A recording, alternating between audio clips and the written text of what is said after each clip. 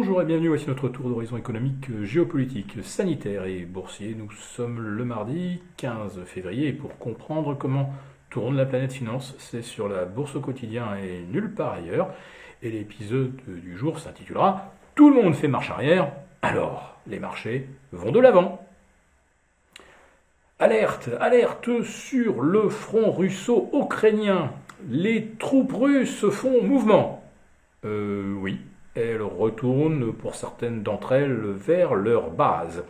Ainsi, le président ukrainien avait raison. Il avait promis qu'il se passerait quelque chose ce mercredi. Alors on croyait comprendre que les troupes russes allaient envahir l'Ukraine. En fait, Vladimir Poutine décide de mettre ses troupes en retrait de la frontière ukrainienne, ce qui détend immédiatement l'atmosphère sur les marchés financiers et y compris sur le front de l'énergie, avec un baril de pétrole qui repère entre 2,5 et 2,8%, qu'il s'agisse de Londres pour le Brent ou des futurs sur le marché new-yorkais, sur le NYMEX.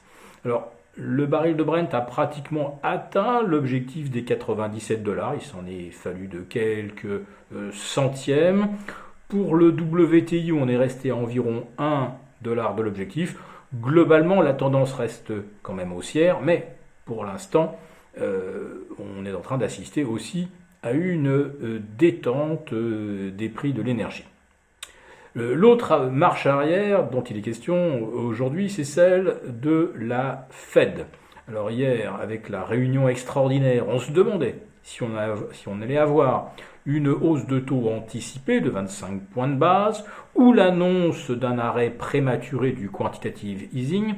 Alors, il cessera d'exister dans 6 semaines, mais on aurait très bien pu imaginer que la Fed décide de raccourcir le délai à 4 semaines, de façon à coïncider avec la réunion des 15 et 16 mars, ce qui permettait d'enchaîner immédiatement sur une hausse de taux, voire sur le début d'un dégonflement du bilan de la Fed. Non, finalement, ça a été une réunion purement technique et il n'y a eu aucune annonce spectaculaire. Ce qui fait que les marchés obligataires évoluent peu, ou en tout cas les T-bonds américains sont restés scotchés aux alentours des 2%. Enfin, je parle bien du 10 ans. Parce que ça continue de bouger sur le 2 ans et le 5 ans, qui grimpent, alors que sur des échéances 10, 20, 30 ans, on s'aperçoit que ça plafonne. Autrement dit, on a l'air de faire le pari, quand je dis on, évidemment c'est les spécialistes des marchés obligataires, ce sont des BlackRock, des Vanguard, des géants de la gestion obligataire. Donc ils semblent faire le pari que la hausse des taux n'ira guère au-delà de 1,5 ou 1,75% et que d'ici 2 ans on pourrait bien à nouveau amorcer une détente de taux après effectivement un mouvement rapide pour retrouver de la crédibilité. C'est ce que déclare James Bullard, le patron de la Fed de Saint-Louis, qui est devenu aujourd'hui un faucon, alors que ce fut longtemps une colombe de la Fed. Peut-être est-il devenu d'ailleurs le véritable porte-parole de Jérôme Powell, sait-on jamais. Donc la Fed voudrait retrouver sa crédibilité et elle monterait rapidement ses taux à 1% d'ici juillet, voire à 1,5% d'ici la fin de l'année. Mais 1,5% par rapport à une inflation à 7,5%, ça veut dire que l'inflation demeure 5 fois supérieure au loyer de l'argent. Est-ce que l'on peut imaginer raisonnablement que monter les taux de 0 à 1,5%, ça va endiguer l'inflation?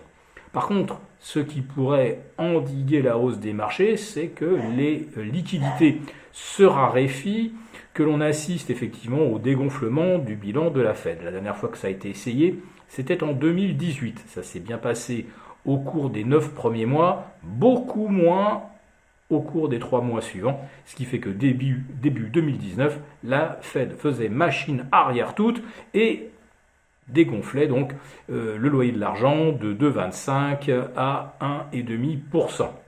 Bien, les marchés ont l'air de faire à peu près le même calcul. La Fed pourrait monter les taux à 2% et puis donc commencer à les réduire.